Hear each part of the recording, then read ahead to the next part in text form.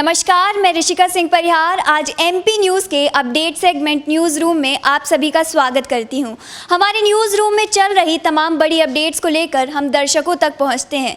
तो आइए पकड़ते हैं अपनी न्यूज़ की रफ्तार को और बढ़ते हैं अपनी पहली अपडेट की ओर। आज नाग पंचमी है और नाग पंचमी के उपलक्ष्य पर नागचंद्रेश्वर मंदिर जो कि उज्जैन में स्थित है उसको लेकर के कुछ खास बात है। आइए जानते हैं क्या कुछ खासियत है उस मंदिर की हमारी सहयोगी पायल जी से। क्या खास बात है? उज्जैन के महाकाल मंदिर के शिखर पर स्थित भगवान नागचंद्रेश्वर का जो मंदिर है उस मंदिर की खासियत ये है कि वो उस मंदिर के पट साल भर में केवल एक ही दिन के लिए खोले जाते हैं और एक ही बार खुलते हैं, वो भी 24 घंटे के लिए नाग पंचमी के दिन ही खोले जाते हैं। उस मंदिर में स्थापित जो मूर्ति है उसकी खासियत ये है कि वो विश्व में केवल एकमात्र मूर्ति है जिसमें सर्प की शैया पर फन फैलाए नाग की शैया पर भगवान भोलेनाथ अपने पूरे परिवार के साथ में विराजमान है।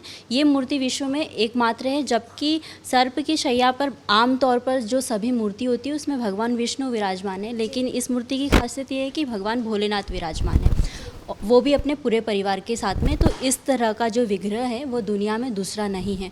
और मान्यता ये है कि इस भगवान नागचंद्रेश्वर की मूर्ति के दर्शन मात्र से व्यक्ति किसी भी प्रकार के काल सर्प दोष से मुक्त हो जाता है।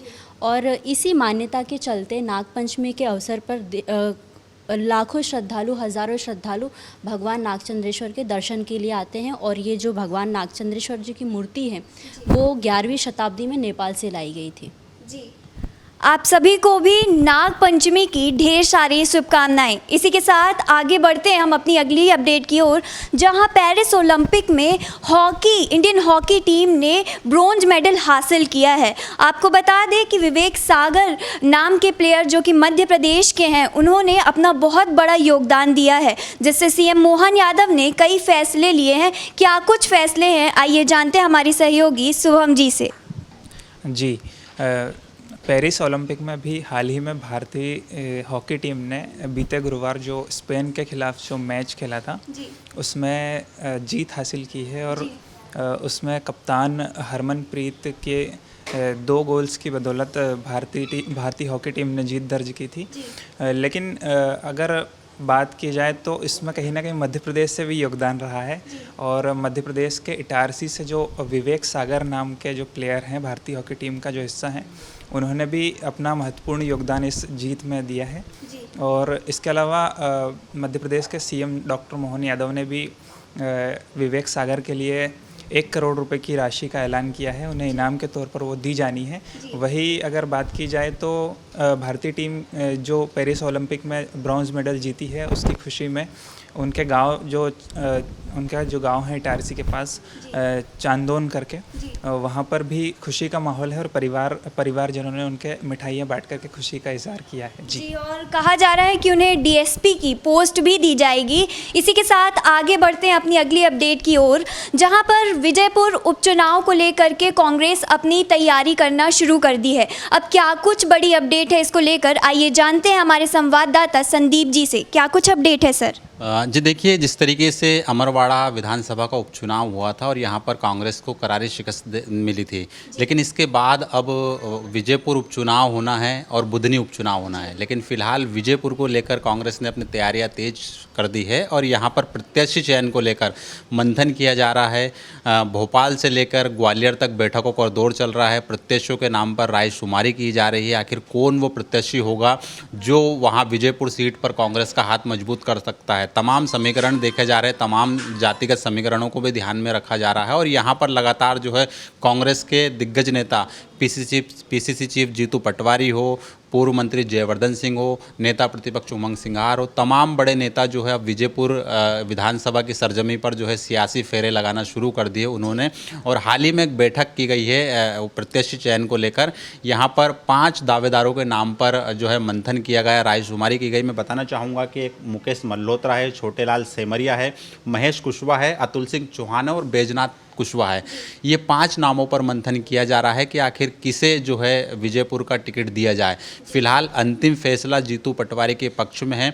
यहाँ पर ये भी कोशिश की जा रही है क्योंकि चूँकि बीजेपी विजयपुर उपचुनाव में ये वो देखने को मिल रहा है क्योंकि कांग्रेस के रामनिवास रावत भारतीय जनता पार्टी में शामिल हो गए। चूँकि उपचुनाव में ये तय है कि बीजेपी यहाँ से रामनिवास रावत को मैदान में उतारेगी, तो वहीं जो नाराज नेता हैं बीजेपी के वो मुखर हो रहे हैं। यहाँ से बीजेपी के सीनियर लीडर जो सीताराम आदिवासी हैं, उन्होंने अपनी आवाज़ मुखर कर दी है और उन्होंने टिकट की दावेदारी पेश की है। उनका कहना है कि मैं आदिवासी वर्ग से आता हूं और मेरे वर्ग के जो है सबसे अधिक वोट है, लिहाजा इस तरीके से बगावती तेवर देखकर बीजेपी की मुश्किलें बढ़ती जा रही है। फिलहाल बीजेपी ने भी विजयपुर में कमल खिलाने के लिए अपनी तैयारियां तेज कर दी है। मुख्यमंत्री मोहन यादव खुद विजयपुर का दौरा करने वाले, वहां पर एक स्व सहायता समूह की महिलाओं का एक सम्मेलन आयोजित करेंगे और वहाँ से सीधे रक्षाबंधन का लाडली बहनों को मुख्यमंत्री मोहन यादव सौगात भी देंगे। 1 करोड़ से अधिक लाडली बहनों के खाते में जो है लाडली बहना योजना की राशि डाली जाएगी। तो कुल मिलाकर देखा जाए तो यहाँ पर एक तरफ जहाँ कांग्रेस फूंक फूंक कर कदम रख रही है, तो वहीं दूसरी तरफ बीजेपी विजयपुर में अपना कमल खिलाने की कोशिश करती हुई नजर आ रही है। जी, तो अब देखना होगा कि विजयपुर उपचुनाव में किसे टिकट मिलती है। इसी के साथ आगे बढ़ते हैं अपनी अगली अपडेट की ओर। आज विश्व आदिवासी दिवस है, जिसको लेकर के मध्य प्रदेश सरकार ने आज अवकाश घोषित नहीं किया। इससे सियासत गर्मा चुकी है और क्या कुछ बड़ी अपडेट है इसको लेकर के, आइए जानते हैं हमारे संवाददाता धर्मेंद्र जी से। क्या कुछ अपडेट है सर? देखिए, जिस प्रकार से आज जो विश्व आदिवासी दिवस है उसको लेकर पूरे मध्य प्रदेश में लगातार सियासत जोरों पर है, क्योंकि बात करें जो विक्रांत भूरिया हैं, उन्होंने भी सुबह एक बयान जारी किया था और उसके साथ साथ जो नेता प्रतिपक्ष उमंग सिंगार, उन्होंने भी अपनी ओर से एक जो है ट्वीट किया था कि सरकार जो है आदिवासियों को लेकर बिल्कुल भी जागरूक नहीं है, आदिवासियों का सम्मान यहाँ पर नहीं किया जा रहा। क्योंकि विश्व आदिवासी दिवस पे जो कमलनाथ की सरकार थी, पहले जब कमलनाथ की सरकार बनी थी कांग्रेस की, उन्होंने विश्व आदिवासी दिवस पे अवकाश की घोषणा की थी और अवकाश की शुरुआत भी हो चुकी थी। लेकिन उसके बाद जब बीजेपी की सरकार बनी तो उन्होंने बीजेपी की सरकार में जो 15 नवंबर है उसमें जनजातीय गौरव दिवस के रूप में जो दिन यहाँ पर चयनित किया गया है, उस दिन आदिवासी के दिवस के रूप में वो मनाते हैं।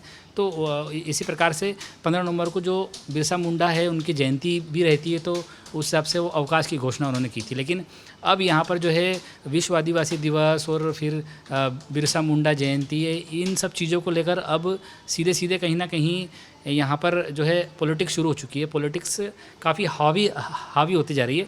लगातार ये देखा जा रहा है कि मध्य प्रदेश में अगर हम बात करें तो आदिवासियों की जो संख्या है वो तकरीबन 21% से अधिक है, जो पूरे देश में सबसे ज़्यादा है मध्य प्रदेश में। तो उसी को लेकर आदिवासियों को लेकर ये लगातार जो भी यहाँ पर चीज़ें चल रही है, क्योंकि हम बात करें बीजेपी है, कांग्रेस है, तो एक आदिवासी वोट बैंक के हिसाब से ये सब चीज़ें यहाँ पर की जा रही है। तो आज इंदौर में बात करें या फिर इंदौर के साथ भोपाल की बात करें, ग्वालियर की बात करें, पूरे मध्य प्रदेश के जो बड़े शहर हैं, और ज़्यादातर बात करें छिंदवाड़ा और इंदौर के जो संभागीय क्षेत्र हैं, वहाँ पर सबसे ज़्यादा आदिवासियों का जो है गढ़ माना जाता है।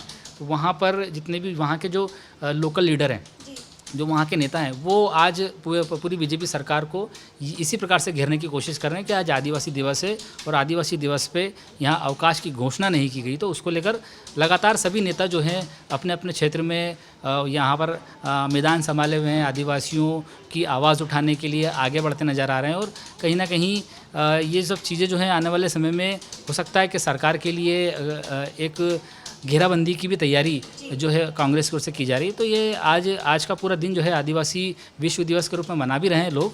आदिवासियों का बड़ा कार्यक्रम भी होता है, सब आदिवासी अपने अपने क्षेत्र में मनाते हैं। लेकिन कहीं ना कहीं ये जो राजनीति उठापटक है, यह भी मध्य प्रदेश में हमको आदिवासी जो दिवस है उसके रूप में देखने को मिल रहा है। जी, मतलब आदिवासी दिवस में अब पॉलिटिक्स देखने को मिल रही थी।